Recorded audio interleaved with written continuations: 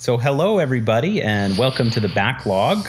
My name's Justin, and I am the host of the Backlog, along with my illustrious guests. First, I want to introduce Roz to my left. Oh, hey. Then we've got Brett to her left. Yo. And across the ocean, we have our contributor extraordinaire, Adrian.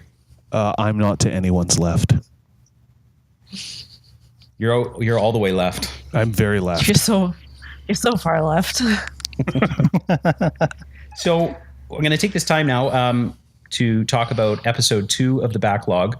This is episode 2, and it's our final episode for the game Doom. We decided to play the 2016 version of Doom, and we broke it up into 2 parts. This will be the final chapters from chapters 8 through 13.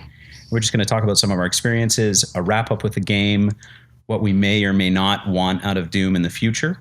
And at the end of the show, we'll go into a couple of our plans for our 3rd episode and our next game.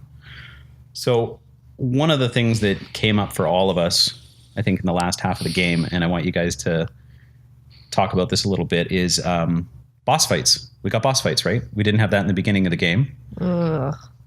I know, Roslyn, you struggle with them, but Brett, you've been loving this game. Did the boss fights add to it, take away? What did you think?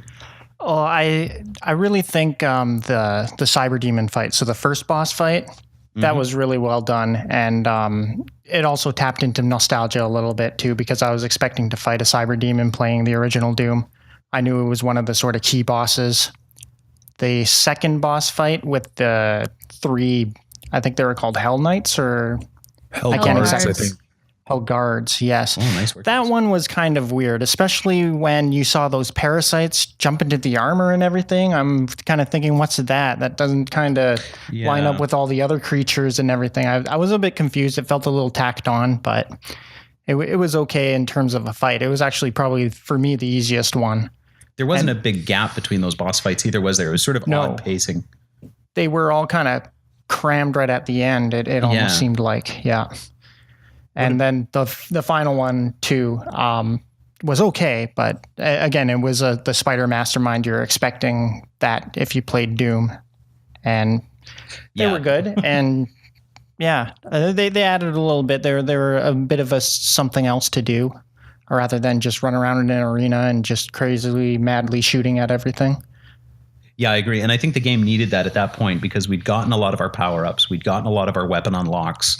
The game needed something. Otherwise, it would have just been, sort of a consistent blandness. What about you, Adrian? Yeah, I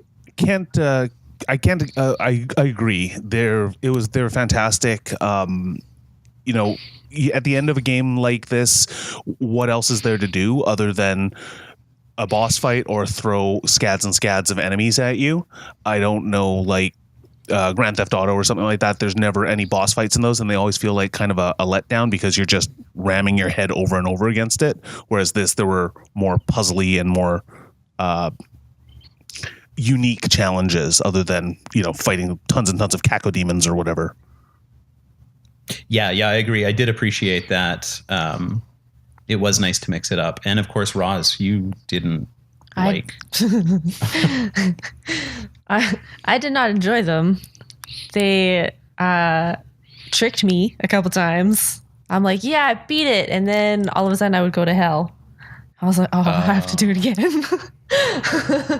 And they're a little bit harder. That's when you got that second form or whatever? Yeah, but it basically didn't really look that different to me. I was just like, I just need to kill it. But then they did it again for the second boss fight.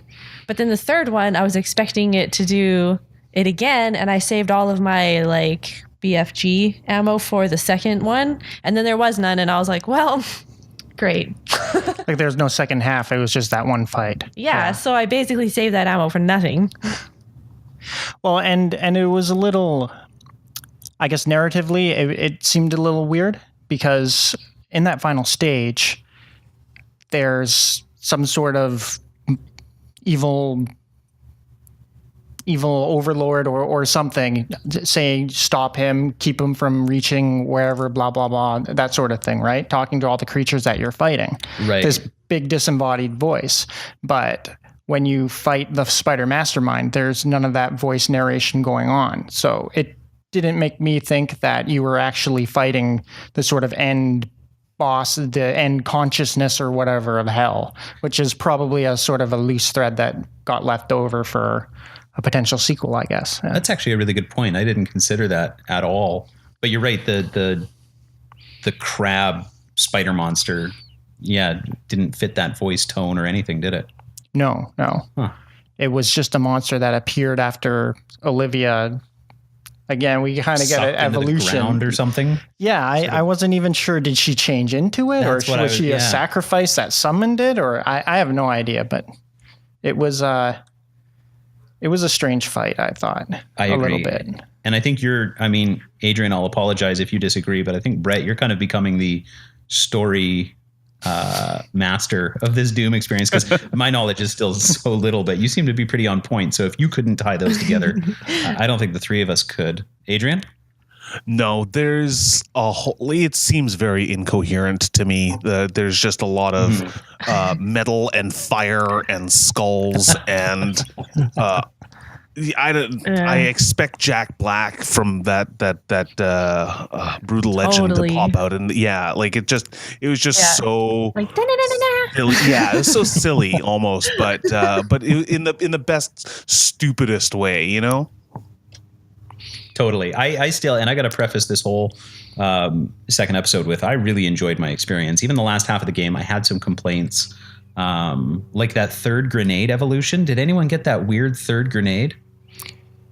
That wasn't the hologram. Oh, like the vampire grenade or whatever, right? Is that what it was? Yes. It did nothing. Right. Yeah.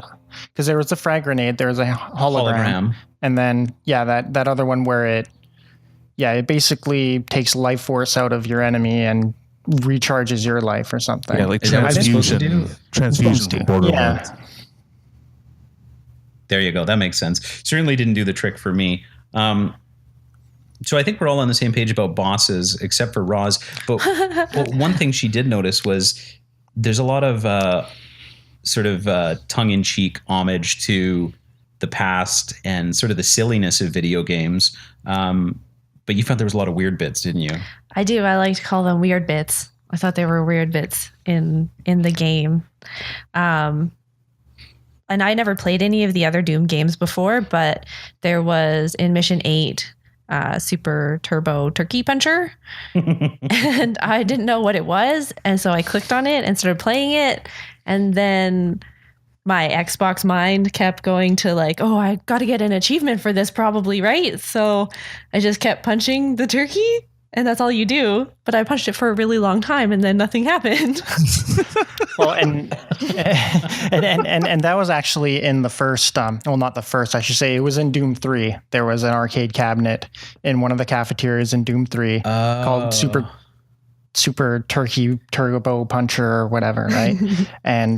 But yeah, same with me. I thought, I get 50,000 points or something and it gets me an achievement. So I spent like 20, 30 minutes with this stupid thing. Yeah. And You did. nothing. Yeah. Yeah, So, I did too.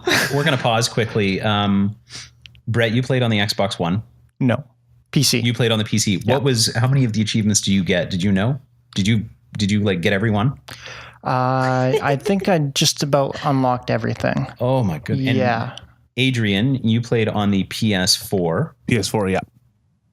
And how did you do achievement wise? Oh, I don't really pay attention to achievements. Achievements. No, I haven't got 100% achievements, but all the unlockables in the game and everything, like the runes and the weapon masteries and stuff, I got all that. I was more curious about achievements because I know I got like 10% of the total achievements, which is I didn't even play the game. No, I looked at some of those achievements and I'm like, no. Okay, so back to turkey punching. Well, there was other things too, right? So in Mission 12, I just noticed that there was one part where the computer program the AI said blue security clearance required, and when I heard it, because we had just played Portal not that long ago, it sounded like GLaDOS to me. Interesting. I don't think it was the same voice actor. That's from the British Office, right? Yeah. But okay, and what else? In the same mission, I felt really bad for Vega because it was this whole mission but they barely said goodbye to him. But he helped out so much. Wasn't Vega? Was Vega? Vega was the AI. Right. Okay. Yeah, he sacrificed himself in order to shut down the portal, or whatever at the end of the game. And I kind of had a problem with that too. No one was like, "Oh, we're so sad to see you go." They were like, "Well, this is just the way it's gotta be." No, he was super matter of fact about it. Right? Like, well, yeah, this has to be done or whatever, right? But it was really odd because you go to the terminal and all of a sudden there's this button that says, "Hey, make a backup," and you press the button, and within seconds, this massive AI that takes up apparently half of the planet had all these reactors and everything that took all this science or whatever to make this machine was able to back up in seconds and go onto this little USB key that you grab. And Samuel Hayden never makes any mention of it either. But apparently he built it. So he's not aware that, because he was all saying, "Oh, it's going to really suck. We're going to lose Vega. Yeah. But we have to do this or whatever," right? Never once does he say, "Oh, hey, you got a second, press that backup button." And you just do it yourself as a player, but it doesn't, again, it's another thread for a sequel, obviously, but it doesn't really make sense either. Is Vega That's the an new issue. Cortana? Oh. The voice. That's what I thought was going to happen. So, Adrian, you had, I wouldn't say issues with the story, but you had some thoughts on the story as well, and some of the hooks that they must have deliberately planted for a sequel. Do you think there's going to be a sequel? Do you think that's why they left those in, or do you think it was just clumsy storytelling? No, I can't imagine that they haven't planned for, at the very least, expansion material, right? Or, DLC. That's how Right. old I am. I think about expansion packs. Exactly. Well, really, this is an old school game, so maybe they would release a physical expansion pack for it. I don't know. Wouldn't that be cool? Yeah, his revenge to come back, or some exploration on what happens with Vega, or what's going on in the Hell Dimension when he gets sent back there. Whatever. I think that the storyline is still left just a couple of threads that need to be tied up, but nothing egregious if this never comes back. Yeah, you're not going to stay awake at night wondering if Doom Marine is going to, or the Doom Slayer is going to be okay. Doom Slayer. Doom Slayer. So Doom 3 had a famous movie adaptation, or at least it was a movie that came out around the same time with Dwayne "The Rock" Johnson. Did anyone here see that? It was horrible. Oh my God. Okay, Adrian, No. you suffered through it with me, right? What a miserable film. Yeah, it was like this one. It was dumb, right? Like it wasn't. You don't go to see a good movie. You go to see shit blow up. You go to see The Rock be The Rock and possibly rock bottom mode. Somebody. Yeah. Yeah, that was a dismal film. I love Brett, how they had the first person part. To watch it. Yeah, the first person part was wonderful. How do we capture these video games these kids are into? Well, there's Dwayne "The Rock" Johnson, and there's first person view, POV as we know it these days. I don't know. Yeah, I never got around to seeing it because I just heard it was terrible and disappointing, right? Yeah. And don't. Yeah. Well, and I remember, just real quick, I remember my brother telling me about it, and he said it was decent or whatever, it was okay. Then right near the end, they put this whole first person shooter part in it, and it was just wrong. Yeah. Yeah, that's absolutely right. It was wrong.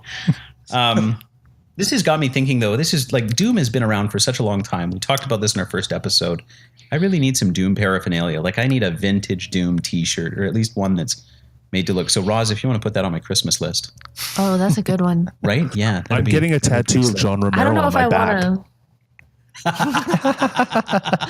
John Romero will make you his bitch. Daikatana. Oh man. So, okay, I wanted to talk. We didn't get to talk about it last time. We knew it was coming. Probably one of the most iconic things in the Doom franchise for me is the BFG. So we got a hold of it. We all got to play with it.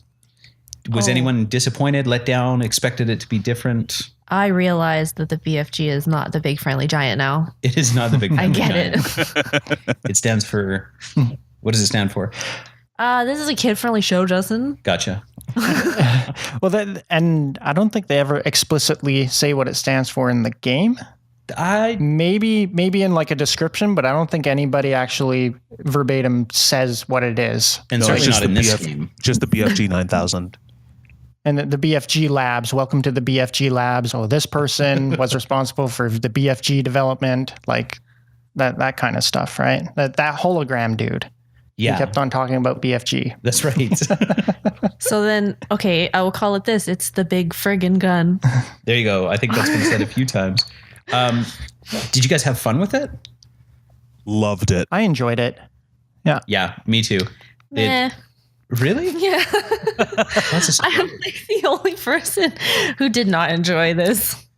Wow. I like how they implemented it with the bosses as well. If you used it on a boss, it wouldn't kill the boss, obviously, but it'd stun them, make them drop a whole bunch of health power-ups and ammo so you can keep fighting. Yeah. So you kind of wanted to time it just appropriately so you wouldn't... I actually missed a few times. I couldn't believe you could miss with the BFG, but I was going to say that was not easy to do. Yeah.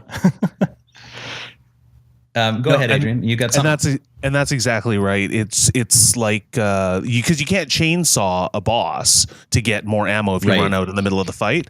So I think that it was kind of like a mechanical way to get around the whole I ran out of ammo in a boss fight problem. And I also really like the fact that there was specialized ammo for it and specialized ammo for the chainsaw. That was a really interesting kind of twist for me.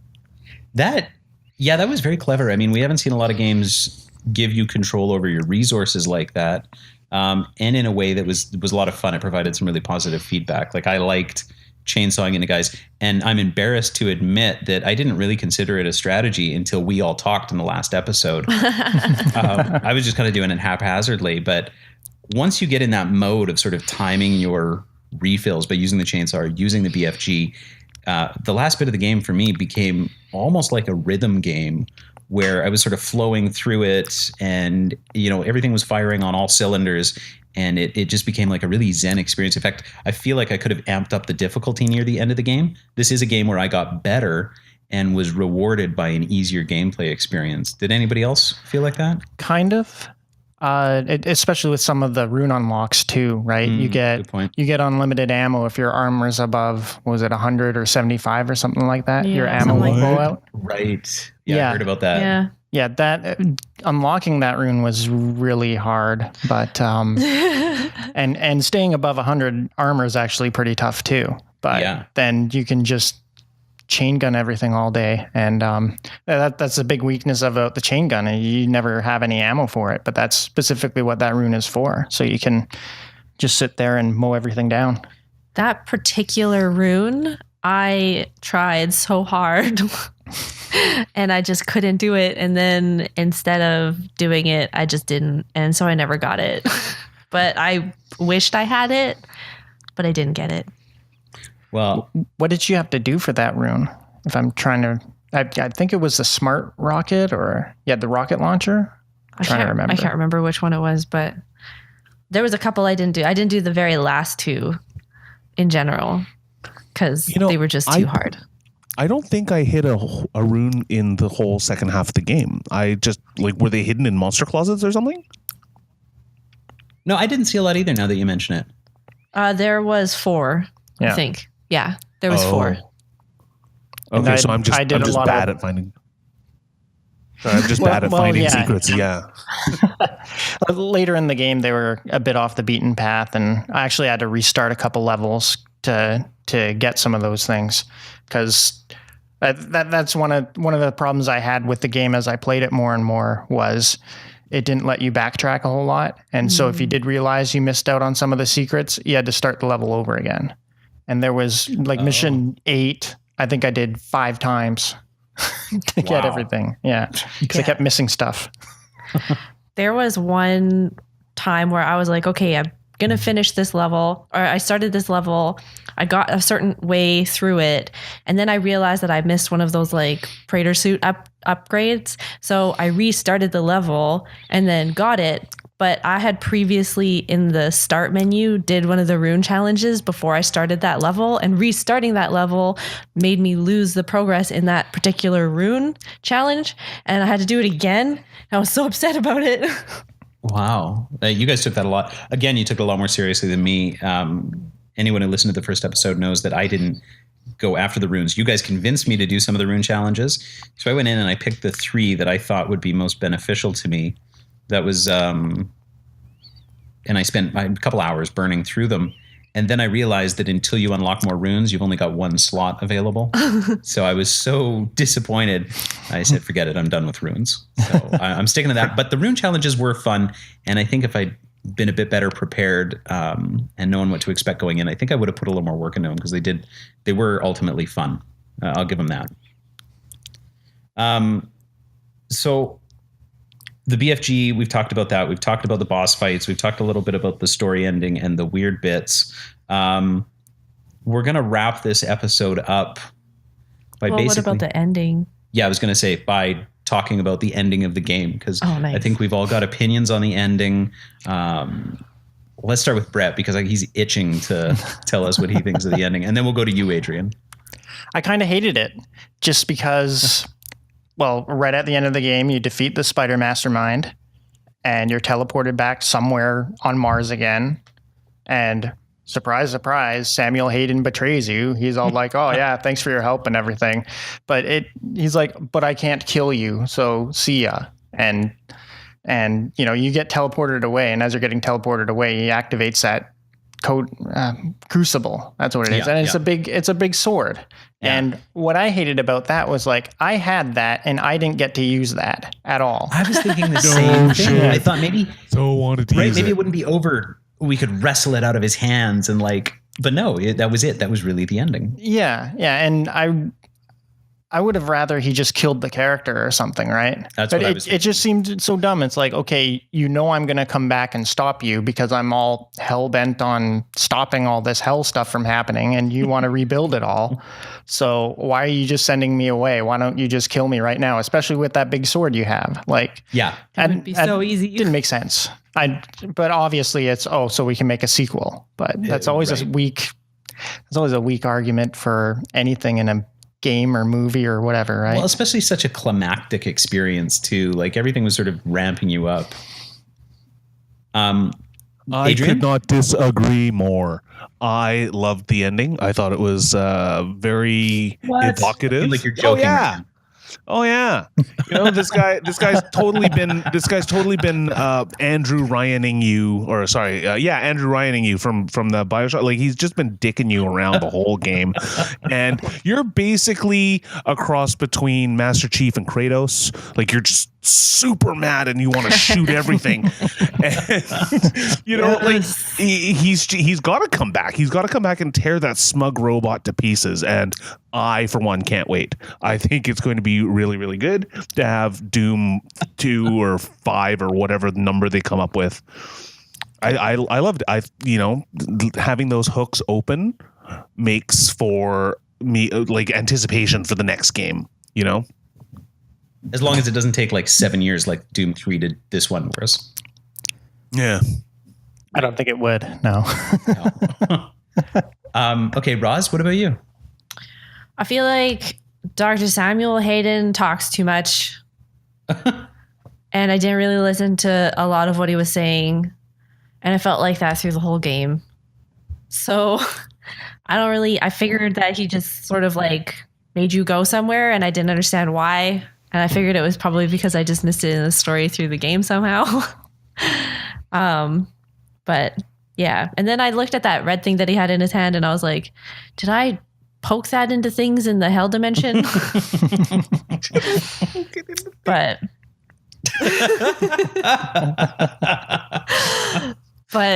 yeah, I don't know. I was like, okay, that's it. All right, cool. I'm done. And then I think I did a little happy dance. I didn't have to play this game anymore.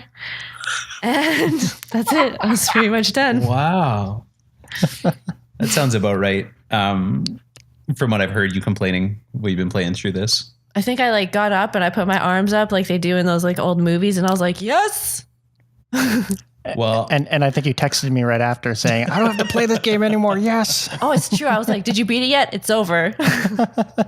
I want to say something that's like provocative and a different take on this ending, or maybe some other explanation for why it fell so flat for me. But unfortunately, I'm going to mirror pretty much everything you guys said. Well, I'm going to mirror what Brett said, and not so much what Adrian what? said. You're not gonna mirror what I said? No, I liked the game. I had fun. The ending I enjoyed. The boss fights I enjoyed. I felt a little ripped off like you when I saved up ammo for the second version of that guy. Oh yeah. And then he didn't come. So then when I got the ending cutscene, I'm like, wicked. I am glad I saved all this. I'm going to BFG this guy to pieces. I'm going to chainsaw him. I'm going to, the game's not going to trick me. It's going to make me think it's ending, but then it's going to launch into some combat sequence. But then the combat sequence never came. Like, talk about blue balls. I was just so, sorry, kids show. I was just so amped up. I was loving it. And yeah, it just fell really flat. And like you said, Brett, they could have just killed us. And I actually would have been satisfied with that. They could have come up with an explanation as to why the Doom Marine died, in Doom 5 or whatever. Right. But now, so dissatisfied. Now, you guys, I haven't read a lot about this game since playing it because of the podcast. Wanted to make sure I wasn't mirroring a lot of people's ideas unintentionally. But I did hear chatter that there was a alternate ending. Has anyone heard of this alternate ending? No. I heard it from you. Yeah, okay, maybe it doesn't exist. I did try looking for it. I thought there was a better ending. I thought that's great. Maybe there is a better ending, but a quick YouTube search before we started the show, and I wasn't able to find anything. So maybe it's out there. Maybe it's a secret, a big secret. Yeah.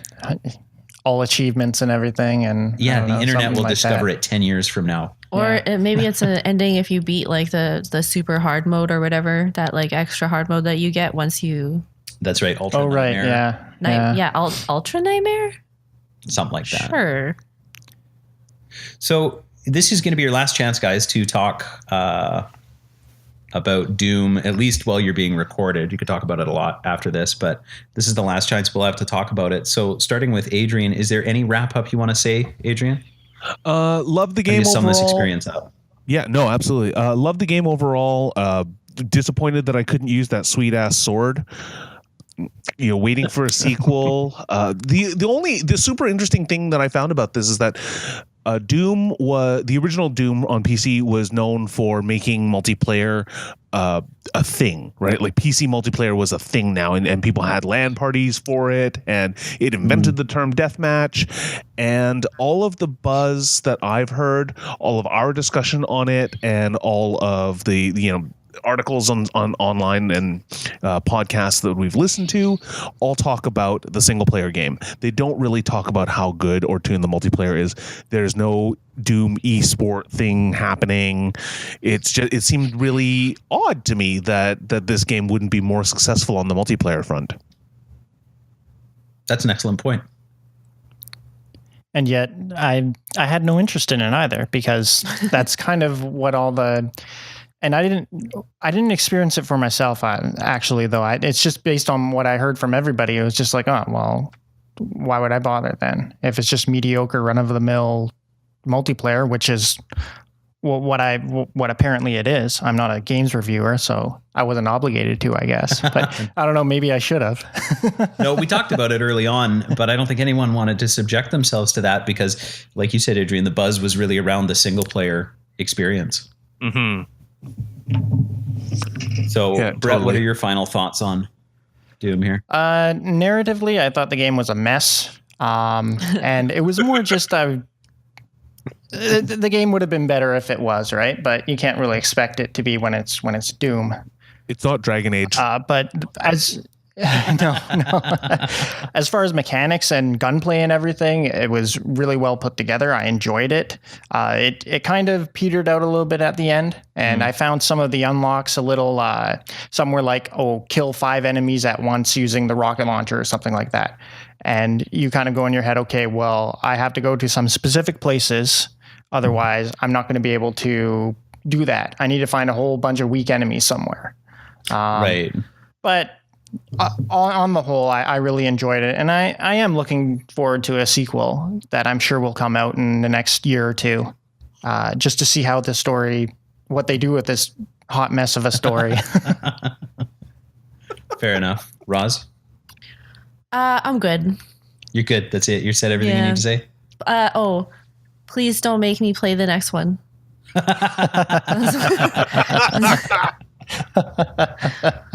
We'll see. We'll see who picks.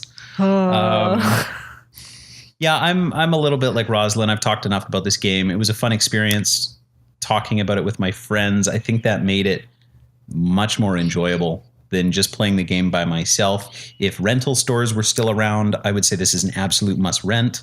For those of you that don't know what rental stores are, back in the day, you used to be able to rent games for 1 or 2 day periods and then return them to the store. Are we that old? Yeah, we are that old. Oh, man. We are that old.